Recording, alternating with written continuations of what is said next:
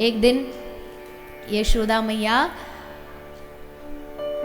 लाला को लेके पूजा करने बैठी। तो पूजा करने बैठी भगवान नारायण की, तो सब तो सामग्री आ गई पर माचिस लाना भूल गई। तो मैया ने कही लाला तूने यहाँ बैठ, मैं जा रही हूँ माचिस लेके आ रही हूँ, और देख जब तक मैं वापस नहीं आऊँ यहाँ चुपचाप सीधो बैठो रहियो और हाथ जोड़ के भगवान नारायण से मांग, हे भगवान बुद्धि दो विद्या दो, बुद्धि दो विद्या दो, बस यही मांग। हाँ मैया तू जा आराम से जा, मैं बैठूं कछु नहीं करूँगी। सो मैया चली गई।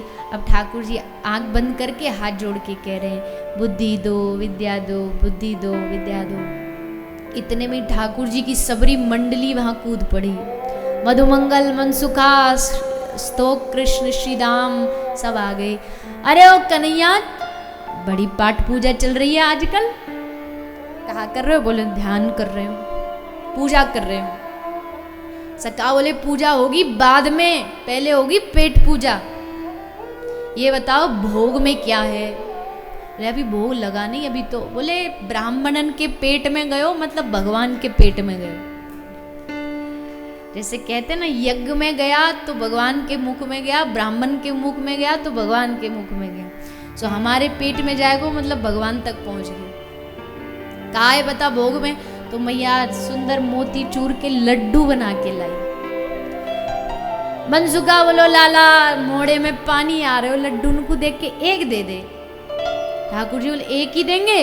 हाँ एक दियो। अरे लाला एक और दे दे। एक ते का हो, दूसरो तीसरो चौथो पांचो करते करते करते सबरी थाली साफ।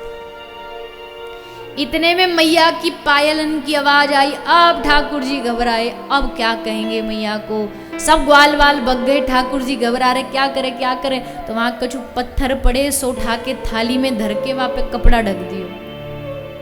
सब गोल गोल पत्थर भर के थाली भर के रख दी और हाथ जोड़ के बुद्धि दो विद्या दो, बुद्धि दो विद्या दो। यशोदा मैया आई। आहा बलिहार बलिहार कितनो सूदो लाला है मेरो। जैसे छोड़ के गई वैसी बैठो एकदम। चल लाला पूजा करेंगे। पूजा है गई, आरती है गई, भोग की बारी आई। तो मैया ने थाली उठाई। अब थाली उठाई तो थाली कछु वजनदार सी लगवे लगी। मैया बोली लाला ये थाली में तो वजन कैसे बढ़ गयो? ठाकुर जी बोले अरे ओ मैया तेरो भाव को वजन है, तेरो इतनो भाव तेने लड्डू बनाए ना भावते, तो भाव को वजन है। मैया आंख देख के समझ गई कि या खुरापाती ने कुछ तो कछु गड़बड़ करी है। सो मैया ने कपड़ा हटायो और हटा के देखी तो पूरो थाल पत्थरन ते भरो। अब तो क्रोध में आके मैया यशोदा ने लाला को कान पकड़ो, और जैसे लाला को कान पकड़ो तो सामने जो भगवान नारायण की मूर्ति थी वो देख नहीं पाई, भगवान की दशा न देख पाई। और भगवान नारायण की मूर्ति बोल पड़ी अरे ओ मैया, अरे लड्डू इसने न खाए, ये लड्डू इसने हमको भोग लगाए और हमने पा लिए। अब तो मैया प्रसन्न है गई, वाह वाह वाह, भगवान ने हमारे लाला के हाथ से लड्डू पाए। अब मैया को कौन समझाए कि कहने वाले भी यही और पाने वाले भी यही, सब यही हैं, ये सब कर ही रहे हैं, सबरा ताम झाम बाकी सब कुछ करने वाले यही हैं। ऐसी अद्भुत लीला ठाकुर जी कर रहे हैं। भगवान श्री कृष्ण ग्वाल वालों के साथ आज छुपम छुपाई का खेल खेल रहे हैं। खेलते खेलते भगवान ने सबको ढूंढना शुरू किया। ग्वाल वाल छुप रहे हैं, कहाँ छुपे तो देखा सामने एक बड़ी लंबी विशाल गुफा है। सोचा इसमें छुप जाते हैं, सब उसके मुख में घुस गए।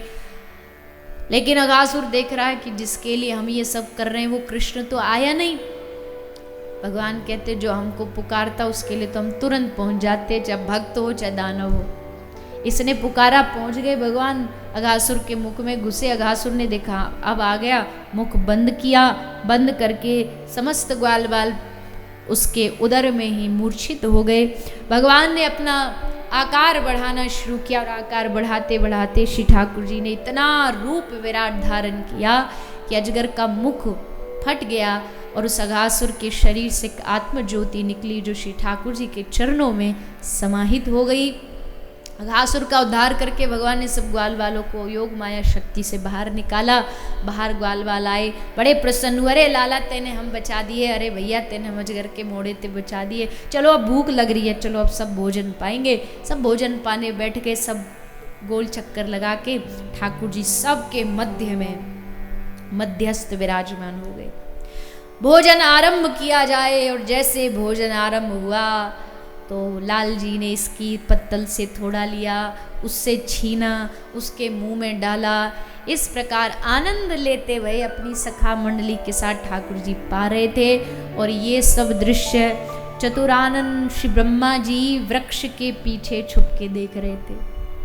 अजी कैसा भगवान है, आया न हाथ धोए, न कोई आचरण, न कोई पवित्रता, झूठा खाना, किसी को भी झूठा दे देना, क्या ये भगवान हो सकता है? सब ये लीला ब्रह्मा जी देख रहे थे।